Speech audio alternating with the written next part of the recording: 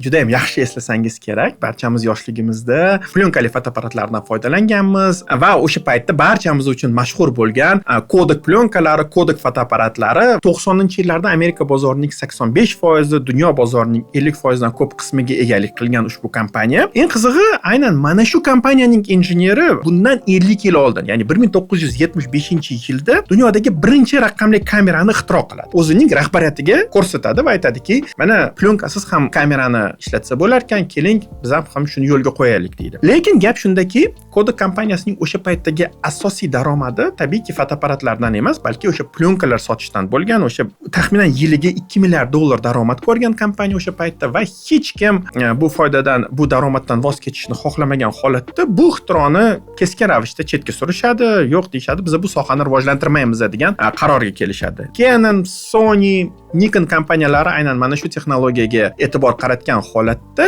sifroviy fotoapparatlarni joriy qilishadi va bu 2012-yilda Kodak kompaniyasining bankrot bo'lishiga olib keladi. Hech qachon, hattoki jahon bozorining lideri bo'lsangiz ham, hozirgi holatda biznesingiz umuman boshqa texnologiyadan foydalansa ham, hech qachon yangi texnologiyalarni rad etmang. Yangi texnologiyalarni test qilib ko'rishni doimiy ravishda o'zingizga odat kiriting.